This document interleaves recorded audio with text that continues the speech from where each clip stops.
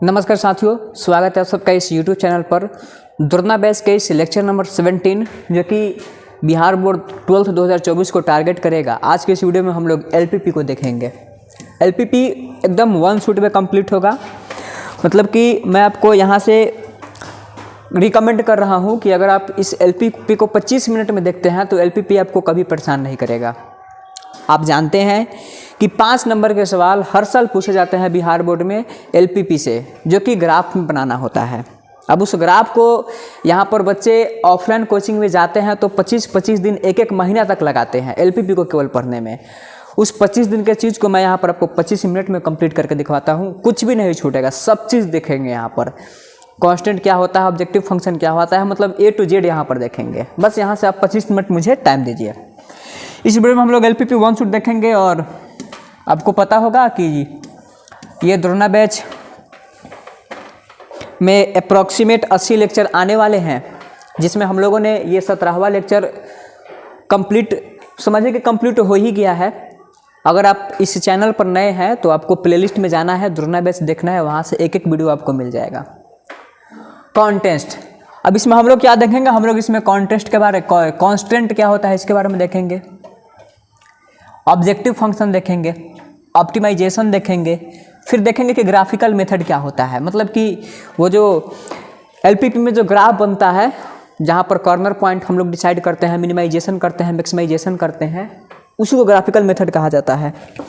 उसके बाद देखेंगे फिजिबल एंड इनफिजिबल रीजन क्या होता है। चलिए स्टार्ट करते हैं। यानी कि कांस्टेंट हो गया, objective function, optimization, graphical method, feasible and infeasible region. Terminology, इसमें हम लोग स्टार्ट करते हैं इस चैप्टर को ऑब्जेक्टिव फंक्शन से। ऑब्जेक्टिव फंक्शन को उद्देश्य फलन कहा जाता है। अगर इसको आप हिंदी में लिखिएगा तो ऑब्जेक्टिव फंक्शन यानी उद्देश्य फलन होगा।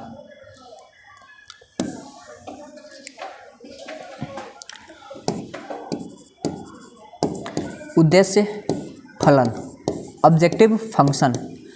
डिफिनेशन देखिएगा, डिफिनेशन में है लीनियर फंक्शन। मतलब हमारे पास एक लीनियर फंक्शन होगा जिसको हमने क्या कहा है, z कहा है, ax प्लस by, जहाँ a b कांस्टेंट है। मतलब linear function ax plus by के रूप में लिखा हुआ है, जहाँ a b कांस्टेंट है।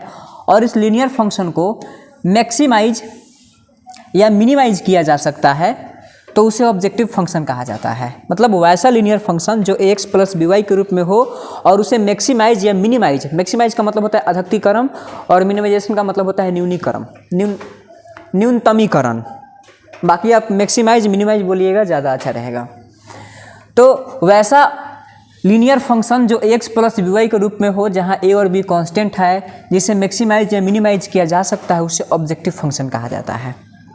ठीक, ये सारा चीज़ आपको नोट करते जाना है। एक और बात लिखा हुआ है नोट में, मिनिमाइजेशन या मैक्सिमाइजेशन को ऑप्टिमाइजेशन कहा जाता है। ऑप्टिमाइजेशन यानी कि व्यधिकरण होता है, हिंदी में इसको व्यधिकरण कहते हैं। तो मिनिमाइजेशन या मैक्सिमाइजेशन का जो प्रोसेस होता है, उस कंप्लीट प्रोसेस को ऑप्टिमाइजेशन कहा जाता है। ऑप्टिमाइजेशन का मतलब होता है या तो मिनिमाइजेशन, नहीं तो मैक्सिमाइजेशन। मतलब आइदर मिनिमाइजेशन और maximization is said to be optimization. जब कहा जाएगा कि LPP को ऑप्टिमाइज कीजिए, मतलब या तो उसमें मैक्सिमाइज करना होगा, नहीं तो मिनिमाइज करना होगा। अब मैक्सिमाइज तो केवल वहाँ पर मैक्सिमाइज लिखता है, मिनिमाइज तो केवल वहाँ पर मिनिमाइज लिखता है। अगर ऑप्टिमाइज कह दिया तो वहाँ पर मैक्सिमाइज और मिनिमाइज दोनों करके दिखाना होगा। अब देखते हैं कॉन्स्ट्रेंट्स।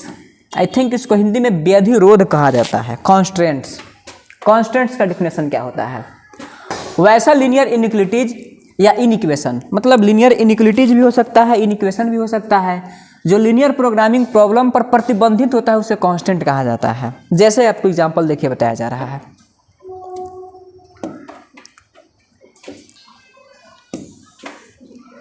एग्जांपल में देखिएगा, अब मान लेते हैं कि किसी ने फैक्ट्री का स्थापना किया। अब कोई फैक्ट्री कोई अपना इंडस्ट्री यानी कि कोई अपना उद्योग चालू करना स्टार्ट करेगा, तो वो कोशिश करेगा कि उसमें मेरा इन्वेस्टमेंट कम हो और उससे प्रॉफिट ज़्यादा हो। तो वो इन्वेस्टमेंट कम से कम कोशिश करना चाहेगा, मतलब कि कम से कम उसमें पूंजी फंसाएगा और ज़्यादा से ज़्यादा फ़ायदा कमाने की कोशिश करेगा। वो जो कम से कम पूंजी फंसाता है उसको कहा जाता है मिनिमाइजेशन, और वो ज़्यादा से ज़्यादा फ़ायदा कमाएगा यानी कि ज़्यादा से ज़्यादा उसको प्रॉफिट होगा तो उसको मैक्सिमाइजेशन कहा जाता है। तो फैक्ट्री में मान लेते हैं कि वो उसमें पेन और बुक बनाता है, पेन और बुक, उसमें पेन और बुक बनाता है। और आपको बता दें कि जब वो एक पेन बनाता है तो उसको फ़ायदा होता है 2 रुपया का, और जब एक किताब बनाता है तो उसको फ़ायदा होता है 5 रुपया का। तो यहाँ पर ये कहा जाता है कि जब पेन बनाया तो एक पेन पर फ़ायदा हुआ 2 रुपये का, जब बुक बनाया तो इस पर फ़ायदा हुआ 5 रुपये का। तो इसमें कहा जा रहा है कि टोटल प्रॉफिट, मतलब इसका जो टोटल मैक्सिमम प्रॉफिट है वो 1000 रुपया है। टोटल मैक्सिमम प्रॉफिट कितना हो गया? 1000 हो गया टोटल मैक्सिमम प्रॉफिट, मतलब 1000 से ज़्यादा नहीं होगा। तो मान लेते हैं कि कलम जो होगा उसकी संख्या x है और जो बुक है उसकी संख्या y है। मतलब कलम का संख्या x और बुक का संख्या कितना मान लेते हैं? y। एक मिनट,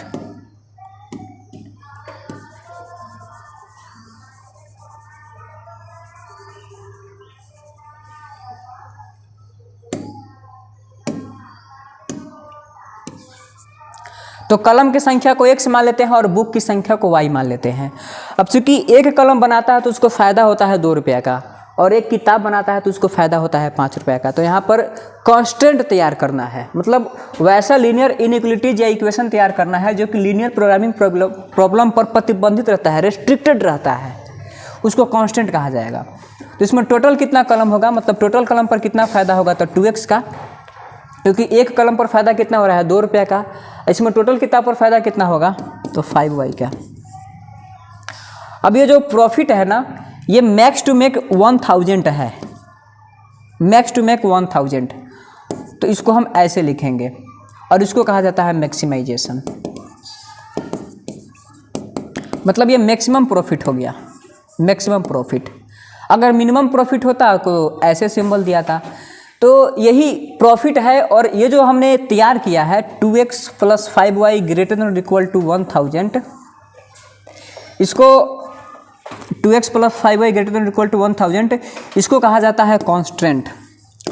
अब जब ग्राफ बनता है तो उसमें कुछ कांस्टेंट दिया रहेगा, या तो 1 दिया रहेगा, नहीं तो 2 दिया रहेगा, 3 4 5, मतलब ऐसे जाता है। बट जो 12th बोर्ड है, 12th बोर्ड ज़्यादा से ज़्यादा आपको 3 कांस्टेंट दे सकता है, मैक्स टू मैक्स 3 कांस्टेंट, इससे ज़्यादा नहीं देगा। ऑन एन एवरेज देखा जाता है कि 2 कांस्टेंट दे करके छोड़ देता है और आगे सवाल पूछने लगता है। बट ज़्यादा से ज़्यादा इसमें कितना कांस्टेंट पूछा जाएगा? यहाँ पर 3 कांस्टेंट पूछा जाएगा। चलिए अब देखते हैं non negative constant. Non negative constant बहुत ही इंपॉर्टेंट है। अब ये जो 2024 का ऑफिशियल मॉडल पेपर रिलीज हुआ है उसमें भी ये सवाल पूछा गया है, नॉन निगेटिव कांस्टेंट।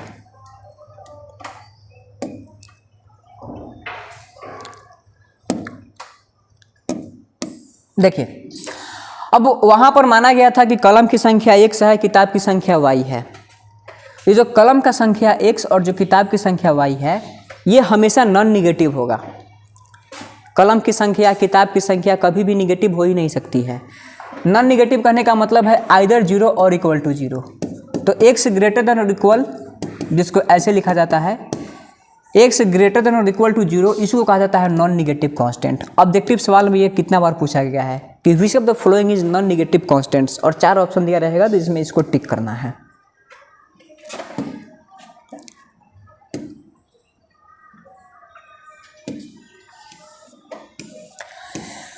फिर आया फिजिबल रीजन। फिजिबल रीजन क्या होता है? वैसा कॉमन रीजन जो सारे कांस्टेंट्स और नॉन निगेटिव वेरिएबल्स को डिटरमिनाइन करता है, उसको फिजिबल रीजन कहा जाता है। फिजिबल रीजन को ज़रा देखते हैं बना करके। अब जैसे मान लेते हैं कि हमारे पास कुछ कांस्टेंट है, लेट अस सपोज यहाँ पर कुछ, मतलब इसको इन जनरल हम ले रहे हैं। यहाँ पर a1x है प्लस b1y है, ग्रेटर देन और इक्वल टू यहाँ पर c1 है, a2x है प्लस b2y है, लेस देन और इक्वल टू यहाँ पर c2 है। और ये जो नॉन निगेटिव कांस्टेंट है ये हमेशा x, y greater than equal to 0 होता है। अब यहाँ से आपने क्या किया कि ग्राफ बनाया इसका।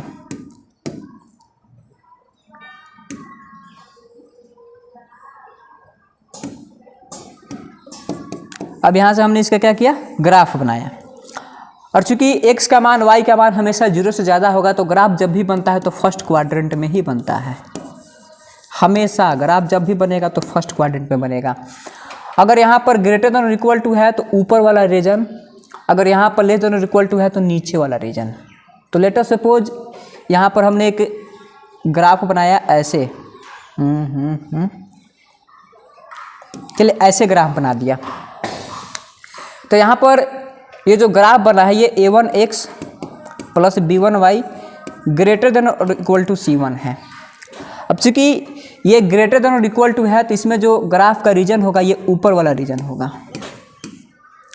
अब नीचे का ग्राफ है a2x plus b2y less than और इक्वल टू c2। ये ऊपर वाला कैसे कहा गया है तो ओरिजिन को रख करके देखिएगा, ओरिजिन को रख करके वहाँ पर चेक किया जाता है। बाकी क्वेश्चन आएगा तो वहाँ पर हम चेक करके आपको दिखा देंगे। अब नीचे वाला ग्राफ है तो यहाँ पर मान लेते हैं कि ग्राफ ऐसे बना और ये वाला जो लाइन है इसका इक्वेशन कितना है a2x plus b2y less than और इक्वल टू c2।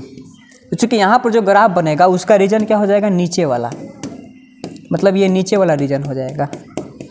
अब जो दोनों ग्राफ बना है इस दोनों ग्राफ में कॉमन वाला पार्ट कौन है, तो कॉमन वाला पार्ट कौन हो जाएगा, इस पार्ट को कहा जाएगा कॉमन रीजन।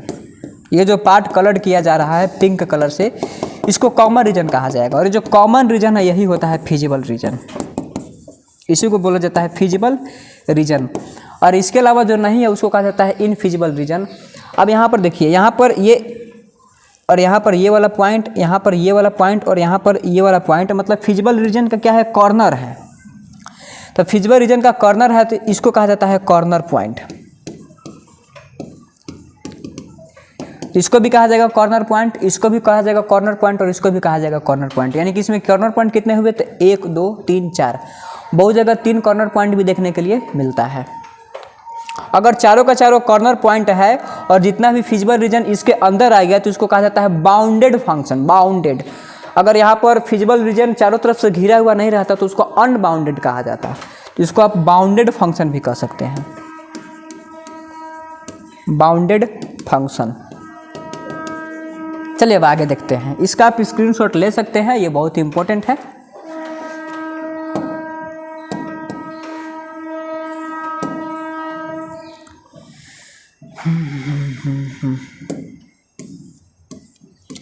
एक क्वेश्चन करके दिखाते हैं आपको, ये अपने हाथों से लिखा हुआ क्वेश्चन है, ये लीनियर प्रोग्रामिंग जो कि प्रीवियस ईयर का पूछा हुआ क्वेश्चन है, PYQs स्टेट बोर्ड का ही पूछा हुआ सवाल है, सॉल्व करना है।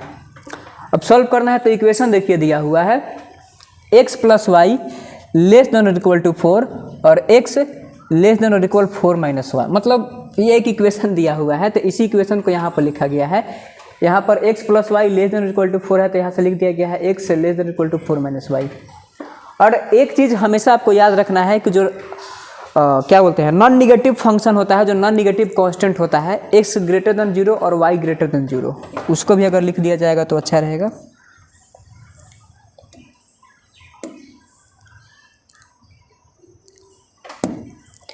ये होता है x greater than equal to 0, y greater than equal to 0। अब यहाँ पर एक कांस्टेंट दिया हुआ है और ये नॉन निगेटिव फंक्शन है, नहीं भी रहेगा तो वहाँ पर ये चीज़ आपको मानना होगा। अब इसको क्या करना है कि सॉल्व करना है। कैसे सॉल्व होगा सो देखिएगा। अब देखिए यहाँ पर x plus Y less than equal to 4 है, तो ऐसे आपको एक टेबल बनाना है। इस टेबल में एक तरफ लिखना है x, दूसरा तरफ लिखना है y। कोशिश कीजिएगा तो 0 पर x पर y का अच्छा सा मान आ जाए और y पर 0 रखने पर x का भी अच्छा सा मान आ जाए। ऐसे ग्राफ आसान हो जाता है। मतलब ये कोई हार्ड एंड फास्ट रूल नहीं है, अगर आ जाता है तो ठीक, नहीं आएगा तो किसी और को ट्राई करके देखेंगे, किसी और वैल्यू को निकाल करके देखेंगे। ये हमारा एक्सिस है। अब चूंकि ऑलरेडी हम जानते हैं कि ग्राफ जब भी बनेगा तो फर्स्ट क्वाड्रेंट में ही बनेगा, तो ये फर्स्ट क्वाड्रेंट हो गया, एक्स एक्सिस है और ये है वाई एक्सिस है। इक्वेशन दिया हुआ है इसमें x का, मतलब इसको क्या कीजिए कि आप ये जो इंक्लूटिव का सिंबल है इसको हटा दीजिए। हटा देंगे तो आ जाएगा x प्लस वाई और बराबर आ जाएगा 4। अब यहाँ से हिट एंड ट्रायल से x और y का अलग अलग मान रखेंगे। तो x y का अलग अलग मान रखेंगे तो जब x का मान रखेंगे 4 तो y आ जाएगा 0, जब x का मान रखेंगे 3 तो y का मान आ जाएगा 1, जब x का मान रखेंगे 2 तो y का मान आ जाएगा 2। यहाँ पर 3 निकाल करके दिखाया गया है, बाकी अगर आप इसको और इसको खाली निकाल कर छोड़ देते हैं तो भी काम हो जाएगा। तो इसको क्या करते हैं कि कोऑर्डिनेट एक्सिस पर इसको प्रदर्शित करते हैं। 4,0 यहाँ है, फिर है 3,1, तो 3,1 कहाँ गया, यहाँ पर है 3,1, उसके बाद है 2,2, 2,2 यहाँ पर है, यहाँ पर फिर 0,4 है। मतलब x का मान अगर 0 रखते हैं तो फिर y का भी मान 4 आ जाएगा, देख सकते हैं। x का मान जैसे आप 0 रखिएगा y का मान 4 आ जाएगा, 0,4। अब यहाँ पर जितने भी सॉल्यूशन सेट आते हैं वो सब के सब एकदम 100% लीनियर ही होगा। ये सब का सब लीनियर हो गया, इसको अब बना दीजिए। अब चेक करना है ना कि इसमें ये जो ग्राफ बना है, ये जो ग्राफ बना है, इस ग्राफ का इक्वेशन क्या है, x + y = 4। तो x + y = 4 का ये ग्राफ बनाया गया है। अब देखना है इसका रीजन कौन सा होगा, नीचे वाला होगा कि ऊपर वाला होगा। तो इनइक्वालिटीज क्या दिया हुआ है, x + y < 4। चूँकि मैंने आपको बताया था कि अगर यहाँ पर ग्रेटर देन रहे तो ऊपर वाला रीजन लीजिएगा, अगर यहाँ पर लेस देन रहे तो नीचे वाला रीजन लेना है। तो यहाँ पर लेस देन है तो इसमें कौन सा रीजन होगा, नीचे वाला रीजन हो जाएगा। जब नीचे वाला रीजन हो जाएगा तो हम कैसे पता किया है कि नीचे वाला रीजन है, तो यहाँ पर ओरिजिन है, ओरिजिन को भर करके यहाँ पर देखिए 0 + 0, तो जो 0 का मान है वो 4 से कम है, मतलब बात सही है, बात सही है, मतलब इसका नीचे वाला रीजन होगा। अगर ओरिजिन सेटिस्फाई नहीं करता तो इसका ऊपर वाला रीजन होता, ओरिजिन सेटिस्फाई कर रहा है तो नीचे वाला रीजन होगा। ओवरऑल एग्जाम में अगर आएगा तो आप देख लीजिएगा कि अगर < है तो नीचे वाला रीजन, अगर ग्रेटर है तो ऊपर वाला रीजन। ये सारा रीजन हो जाएगा, जितना भी है सब हो जाएगा। बट इसमें क्या करना है कि x का मान 0 से ज़्यादा होना चाहिए, y का मान 0 से ज़्यादा होना चाहिए, और इसमें एक ही कांस्टेंट दिया हुआ है, सिंगल कांस्टेंट दिया हुआ है। तो सिंगल दिया हुआ है तो यहाँ पर ओरिजिन हो गया, तो x का मान 0 से ज़्यादा मतलब ऊपर वाला, y का मान 0 से ज़्यादा मतलब ऊपर वाला। तो ये वाला जो रीजन है, जिस रीजन को यहाँ पर हम घेर रहे हैं, क्योंकि ये जो लाइन बना हुआ है, इस लाइन के नीचे वाले सब इस ग्राफ के अंदर आएंगे, लेकिन हमको क्या फिजिबल रीजन देखना है। तो ये जो रीजन है जो x का मान 0 से ज़्यादा, y के मान 0 से ज़्यादा को वेरीफाई कर रहा है, इस रीजन को ही कहा जाएगा फिजिबल रीजन। यही हमारा फिजिबल रीजन है, इसको हम कह सकते हैं फिजिबल रीजन। और जब फिजिबल रीजन बन जाएगा तो ये कम्प्लीटली बाउंडेड है, कम्प्लीटली बाउंडेड है, तो इसमें आपको कॉर्नर पॉइंट देखने के लिए मिलेगा। तो जो फिजिबल रीजन है, यहाँ पर आ गया कॉर्नर पॉइंट, यहाँ पर आ गया कॉर्नर पॉइंट, यहाँ पर कॉर्नर पॉइंट। तो कॉर्नर पॉइंट का कोऑर्डिनेट क्या हो जाएगा 0,4, और यहाँ पर है 0,0 ओरिजिन, और यहाँ पर आ जाएगा 4,0। ये कॉर्नर पॉइंट हो गया। अब जब कॉर्नर पॉइंट बन गया, मतलब इसको पेंसिल से अच्छा से बनाना होता है, क्योंकि ये 5 नंबर का सवाल है। 5 नंबर का सवाल है तो 5 नंबर लेने के लिए अगर ग्राफ अगर इतना अच्छा बनाते हैं, मैं आपको चैलेंज करके देता हूँ, 5 में 5 नंबर कोई नहीं रोकेगा, एकदम 5 में 5 नंबर, बस ग्राफ इतना अच्छा से बनना चाहिए। यहाँ पर एक टेबल बनाना है, और इधर लिख दीजिएगा कॉर्नर, और इधर लिख दीजिएगा वैल्यू। तो इसमें जो वैल्यू दिया हुआ था वो z = 3x + 4y था। यहाँ पर एक ऑब्जेक्टिव फंक्शन दिया हुआ था 3x + 4y, ये किसका वैल्यू था, z का था, z का है, मतलब ये ऑब्जेक्टिव फंक्शन 3x + 4y। अब कॉर्नर पॉइंट है और यहाँ पर z = 3x + 4y, तो कॉर्नर पॉइंट कितने हैं, 3, कौन कौन, 0,0, 0,4, 4,0। अब बारी बारी से इसमें रखेंगे, 0,0 रखेंगे तो 3 × 0 + 4 × 0 तो आ जाएगा 0, 0,4 रखेंगे तो 3 × 0 + 4 × 4 तो आ जाएगा 16, 4,0 रखेंगे तो 3 × 4 + 4 × 0 तो आ जाएगा 12। अब इसमें देखना है कि मैक्सिमम वैल्यू कौन है, तो 16 है मैक्सिमम वैल्यू और 0 है मिनिमम वैल्यू। तो जो 0 होता है इसको कहते हैं मिनिमम वैल्यू, और इस प्रोसेस को कहा जाता है मिनिमाइजेशन।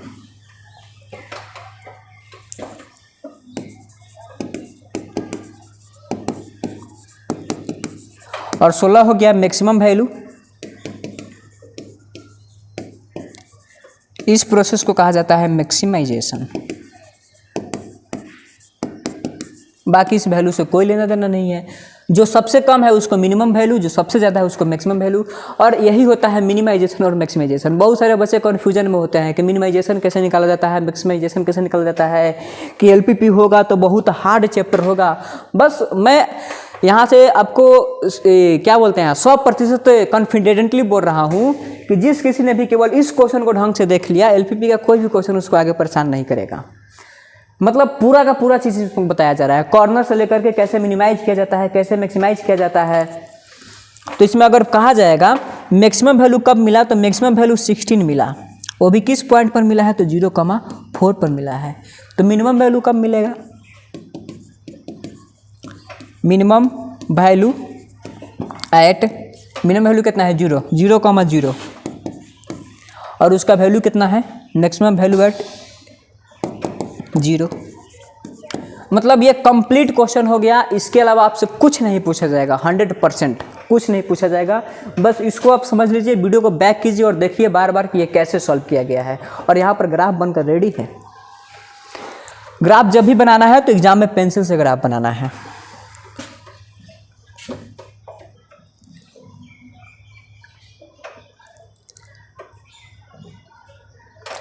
बस हो गया एलपीपी, बस ख़त्म, यही एलपीपी है, बाकी इससे कुछ नहीं पूछा जाता है। देख लीजिए, मैं यहाँ पर प्रीवियस ईयर का क्वेश्चन लेकर आया हूँ।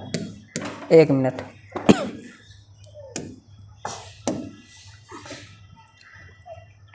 2022 का क्वेश्चन है, objective question. Oh,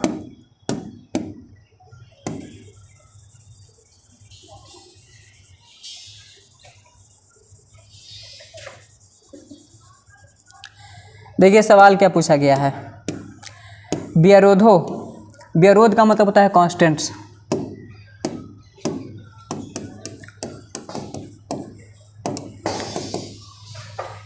x + y less than equal to 5, और ये तो नॉन निगेटिव कांस्टेंट हो गया। मैंने आपको बताया था कि अंतर्गत z बराबर 2x - 3y का न्यूनतम मान क्या है।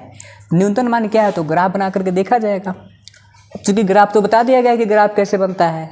अब ग्राफ बना करके देख लीजिएगा, उसमें से कॉर्नर पॉइंट निकाला जाएगा, जो भी आएगा उसको पुट करके मिनिमाइजेशन मैक्सिमाइजेशन, मतलब मिनिमम वैल्यू पूछा है तो सिंपली ग्राफ बनाइए, वहाँ से देख लीजिए। चलिए एक बार क्वेश्चन को बना करके देख लेते हैं। ग्राफ को बना लिया जाए। 0,0 1 2 3 4 5 1 2 3 4। अब चूँकि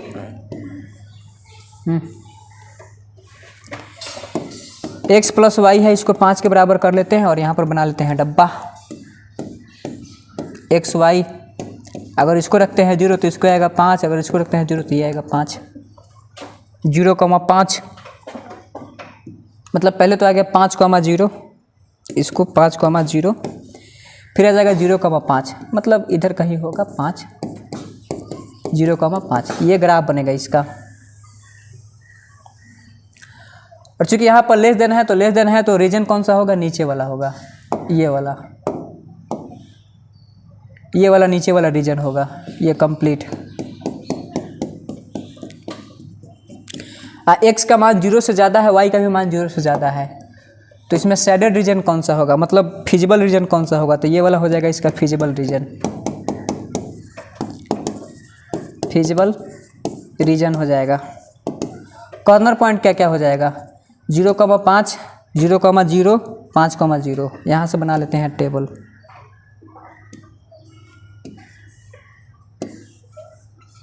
यहाँ पर क्या था कॉर्नर, यहाँ पर ऑब्जेक्टिव फंक्शन था z, वो कितना है 2x - 3y। कॉर्नर 0,5, तो z बराबर कितना आएगा 2 × 0 मतलब -15 आएगा।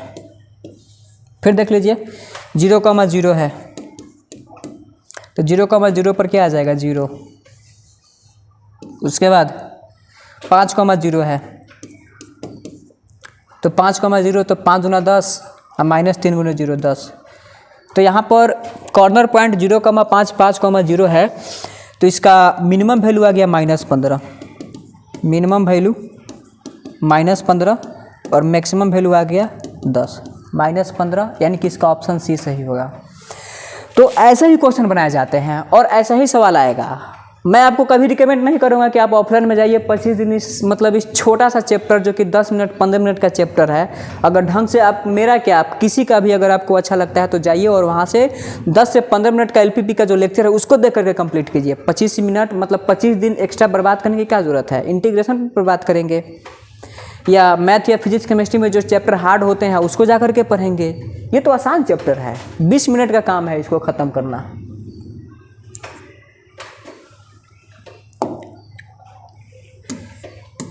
अब केवल क्वेश्चन ही क्वेश्चन है। अब केवल आपको देखिए 2022 का क्वेश्चन है, निम्नलिखित में से कौन उद्देशीय फंक्शन है। ऑप्शन ए सही हो जाएगा। व्यवरोधो इतना इतना इतना के अंतर्गत न्यूनतम मान क्या है, मिनिमाइजेशन करना है। व्यवरोधो इतना इतना इतना के अंतर्गत इसको मैक्सिमाइजेशन करना है, अधिकतम मान पूछा है।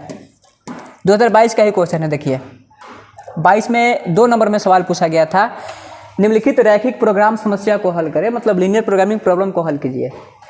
दिया हुआ है कांस्टेंट 3x + 4y ≤ 12 और ये तो नॉन निगेटिव है। ऑब्जेक्टिव फंक्शन है z = 2x + 3y, 3x + 4y है। देखिए यहाँ से 4,0 और 0,4, तो यहाँ से क्या हो गया 4,0 0,4, चूँकि ये <= है तो नीचे वाला रीजन होगा। ग्राफ बन गया x + y = 4, कॉर्नर पॉइंट आ गया 0,4 0,0 और 4,0। अब देखिए यहाँ से 0,0 पर z का मान आया 0, 0,4 पर z का मान आया 12, 4,0 पर z का मान आया 12, तो इस प्रकार z का अधिकतम मान कितना आया 0.4 पर 12, मतलब 0.4। देखिए अगर मान लेते हैं कि 12 12 दोनों एक ही जगह पर आ जाएगा तो चूंकि ये नीचे है और ये ऊपर है तो ऊपर वाला को प्रायोरिटी दिया जाता है क्योंकि मैक्सिमम वैल्यू पूछ रहा है हमसे। फिर 2022 में ही पूछा गया, 5 नंबर में ये सवाल पूछा गया है। देखिए 5 नंबर में क्या पूछा है, x + y > 1, x + 2y <= 10, y <= 4 और ये नॉन निगेटिव कांस्टेंट है। अब चूंकि यहाँ से x + y को 1 के इक्वल कर दिया गया है, फिर x + 2y को 10 के इक्वल कर दिया गया है, y = 4 है, तो y = 4 का तो यहाँ से ये वाला ग्राफ बन गया है, इसमें तो कोई दिक्कत नहीं है। y = 4 है और चूँकि y <= है तो इसका जो रीजन होगा वो नीचे वाला रीजन हो जाएगा।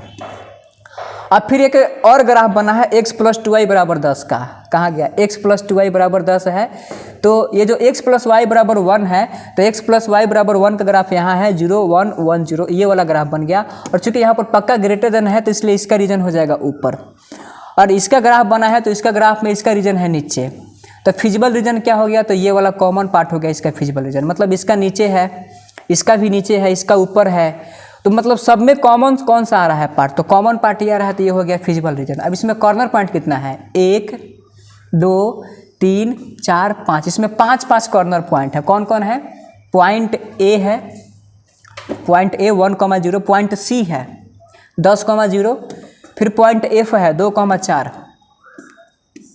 पॉइंट ई है, कहाँ गया ई, पॉइंट ई है कितना 0,4, फिर पॉइंट बी है 0,1, यहाँ पर पॉइंट बी है 0,1। अब चूंकि अब देखिए अब इसका पता करना है एफ कैसे आया होगा, तो ये वाला इक्वेशन को सॉल्व करेंगे तो एफ आ जाएगा। वैसा ही मतलब सॉल्व करके यहाँ पर पता किया गया है, तो देखा गया कि जो जेड का मान है यहाँ पर आ रहा है 2 8 1 20 4, तो जेड का मिनिमम वैल्यू कितना आया है 1 और जेड का मैक्सिमम वैल्यू कितना है 20। तो सवाल पूछा क्या है,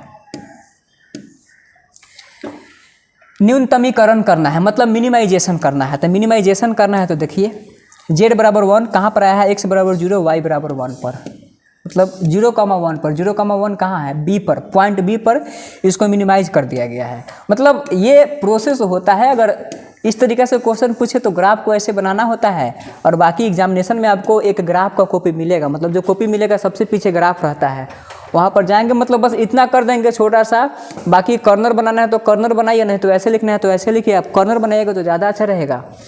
5 में 5 नंबर मिलते हैं ऐसे क्वेश्चन के लिए। 2021 जेड बराबर इतना का अधिकतम मान क्या होगा, मैक्सिमाइजेशन पूछा है। 2021 का 5 नंबर का सवाल है। देखिए फिर पूछ दिया अधिकतमीकरण एवं न्यूनतमीकरण करें, मतलब मैक्सिमाइजेशन और मिनिमाइजेशन करें। सामने है आपका, स्क्रीनशॉट ले लीजिए। बाकी 2019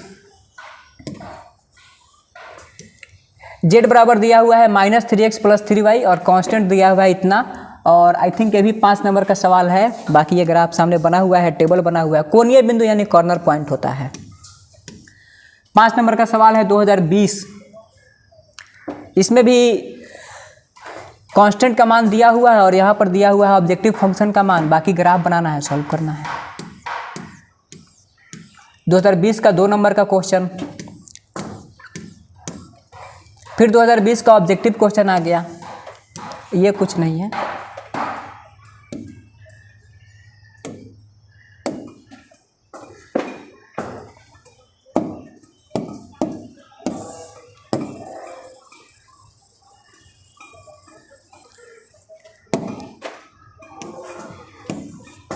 दो 2018 का भी पूछा हुआ सवाल है।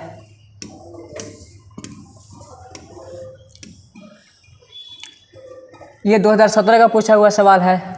महत्तम मान बताना है, कांस्टेंट दिया हुआ है, ग्राफ बना हुआ है यहाँ। चलिए एक और, मतलब पहले पुराने समय में 2008, 2009, 2007 में क्वेश्चन पूछे जाते थे फॉर्मेशन ऑफ कांस्टेंट। अगर आप किसी मतलब कि राइटर का बुक बनाते हैं, एनसीईआरटी में भी खैर ये चीज़ दिया हुआ है, जैसे are Sagwal, R D Sharma हो गए, तो उनमें भी फॉर्मेशन ऑफ कांस्टेंट पर अच्छा खासा सवाल दिया हुआ रहता है। मतलब वहाँ पर आपको शब्द में लिखा हुआ बात रहेगा, 10-10 लाइन का, 5-5 लाइन का, 8-8 लाइन का कुछ बात लिखा हुआ रहता है। उस बात लिखे हुए के हिसाब से वहाँ पर हमको कांस्टेंट तैयार करना होता है और फिर जाकर के वहाँ से मैक्सिमाइजेशन या मिनिमाइजेशन करना होता है। तो इस प्रोसेस को कहा जाता है फॉर्मेशन ऑफ कांस्टेंट्स, यानी कि बेअधिकरण का निर्माण। डायरेक्ट क्वेश्चन लेते हैं। 2009 का 5 नंबर में पूछा हुआ सवाल था। ये 2009 है, बिहार बोर्ड। एक कंपनी 2 तरह का गुड़िया ए और बी बनाती है। मतलब एक कंपनी है जो कि 2 तरह का गुड़िया बनाती है, ए और बी। दोनों गुड़िया का संयुक्त उत्पादन का स्तर 1200 गुड़िया प्रति सप्ताह से अधिक नहीं हो सकता है। मतलब ये अगर आप मान लेते हैं कि पहला गुड़िया जो ए है गुड़िया, अगर वो x बनता होगा और ये बी मतलब y बनता होगा, तो प्रति सप्ताह वो ज़्यादा से ज़्यादा कितना बन सकता है, 1200।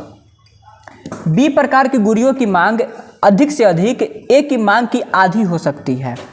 मतलब बी का जो डिमांड है वो मैक्स टू मैक्स ए के डिमांड से आधा हो सकता है। ए का उत्पादन स्तर बी के उत्पादन स्तर के 3 गुने के अधिक से 600 इकाई उत्पादन ज़्यादा हो सकता है। यदि कंपनी को ए पर 12 रुपये का फ़ायदा और बी पर 16 रुपये का फ़ायदा होता है, तो अधिकतमीकरण के लिए कंपनी को प्रत्येक प्रकार के कितने गुड़ियों का उत्पादन करना चाहिए। मतलब इसको कहा जाता है फॉर्मेशन ऑफ कांस्टेंट्स।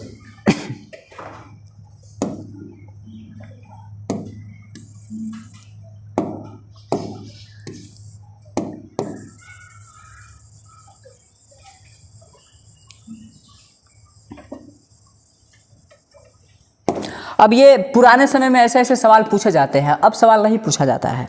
जब से नया पैटर्न आया है 2021 में 100 में जो 50 क्वेश्चन बनाने होते थे, अब से ऐसा क्वेश्चन नहीं पूछा जाता है। बाकी पूछेगा भी तो आप बना लीजिएगा, बाकी क्वेश्चन आपने ऐसा से पढ़ लिया होगा। अब देखते हैं इसको बनाते कैसे हैं।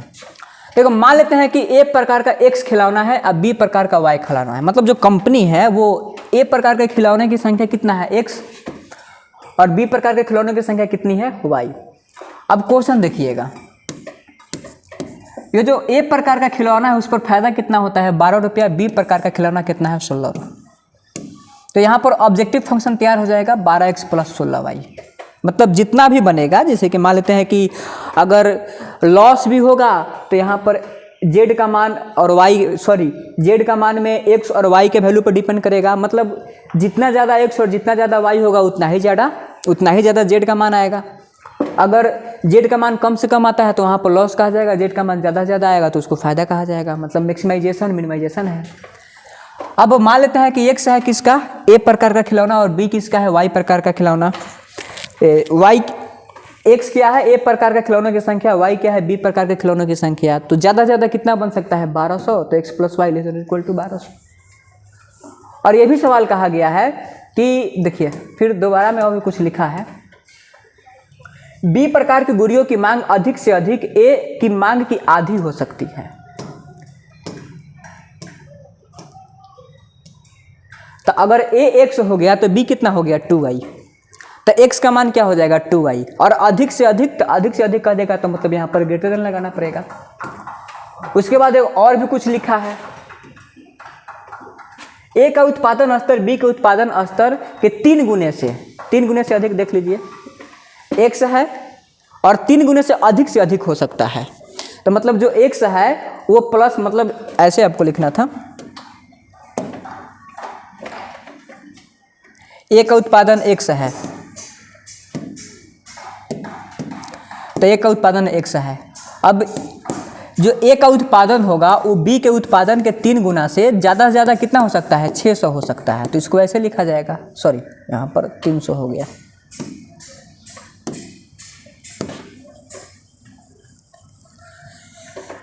नहीं लिखना है।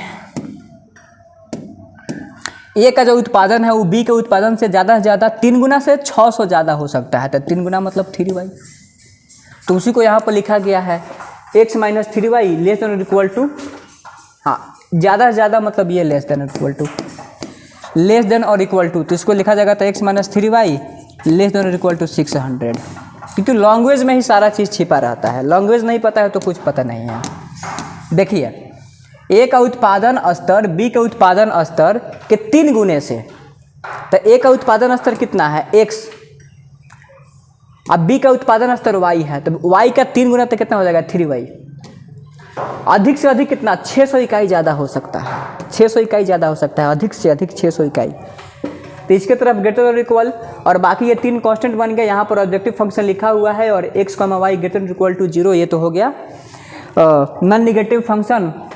ग्राफ बनाया गया तो ये आ गया शेडेड रीजन। ग्राफ कैसे बनेगा, ये बहुत इजी काम होता है, बस टेबल बनाइए, वहाँ पर 0 से ज़्यादा कोशिश कीजिएगा कि x का मान 0 रखे तो y का कुछ अच्छा सा वैल्यू आ जाए। यहाँ पर फिर रखा गया कॉर्नर पॉइंट, z का मान रखा गया, तो देखिए एक तरफ आया 0, 7200, 15000, 400, 16000। तो चूँकि z का मैक्सिमम मान 16000 है तो इसीलिए z का x बराबर 800, y बराबर 400 पर मैक्सिमम वैल्यू 16000 आएगा। और यही सवाल पूछा गया था, जिसको हमने इसको रखा है फॉर्मेशन ऑफ कॉन्स्टेंट्स के अंदर। तो आप इसको अच्छा सा स्क्रीनशॉट ले लीजिए। और टॉपिक कौन सा है, फॉर्मेशन ऑफ कॉन्स्टेंट।